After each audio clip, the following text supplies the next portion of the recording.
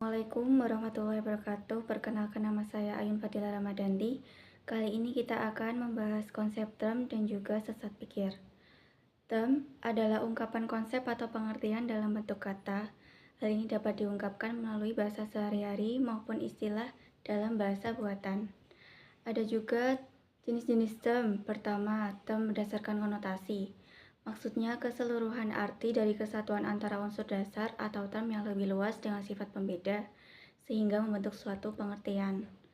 Jenis dari term konotasi yaitu term konkret, term yang merujuk ke hal dan sifat dari suatu kenyataan, hal yang berkualitas serta bereksistensi, seperti berbadan, bersegi, dan berindra.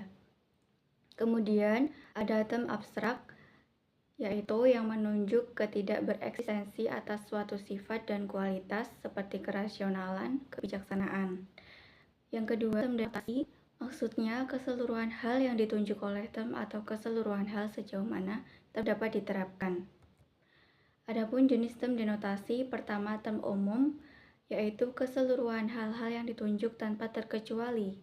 Jenis term umum yaitu term universal terkait dengan sifat umum yang tidak terbatas oleh ruang dan waktu, misalnya organisme, manusia, mahasiswa, hewan. Kemudian ada juga term kolektif terkait dengan sifat umum yang berlaku untuk kelompok tertentu, misalnya rakyat Indonesia. Kedua, term khusus, yaitu hanya menunjuk sebagian dari keseluruhan. Jenis term khusus dibedakan menjadi term partikular, terkait dengan sifat khusus yang hanya menunjuk sebagian tertentu, misalnya sebagian manusia. Kemudian term singular terkait dengan sifat khusus yang menunjuk satu hal atau himpunan, misalnya Presiden pertama Republik Indonesia. Konsep kedua, sesat pikir. Maksud dari sesat pikir yaitu kekeliruan proses penalaran dalam menarik suatu kesimpulan yang tidak sesuai dengan kaidah. Menurut Dalianggi menjelaskan bahwa sesat pikir dibedakan menjadi tiga. Pertama, sesat pikir formal, yaitu kekeliruan penalaran berdasarkan bentuk.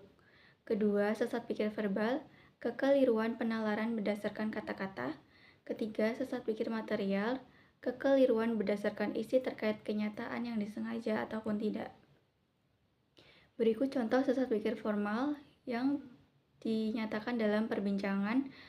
P adalah Ki dan ternyata P, maka kesimpulannya bukan Ki. Pola perbincangan tersebut tidak senantiasa benar serta banyak orang sering melakukan sesat pikir formal sebab mirip dengan cara menetapkan salah satu bagian kesimpulan yang mengingkari. Kemudian ada contoh sesat pikir verbal. Sebagai contoh, semua rumah mempunyai halaman. Modul logika ini mempunyai halaman, maka modul logika ini adalah rumah. Kata halaman yang berperan sebagai konsep tengah pada contoh tersebut salah karena memiliki makna ganda, sehingga susunan pikir tersebut mengandung 4 konsep, yaitu rumah, mempunyai halaman pelantaran, buku. Kemudian contoh sesat pikir material. Ketika mengamati setumpukan apel di supermarket dan melihat pada bagian tumpukan atas berukuran besar, kemudian menyimpulkan bahwa setiap apel dalam keranjang tersebut berukuran sama, yaitu berukuran besar. Sekian, terima kasih. Wassalamualaikum warahmatullahi wabarakatuh.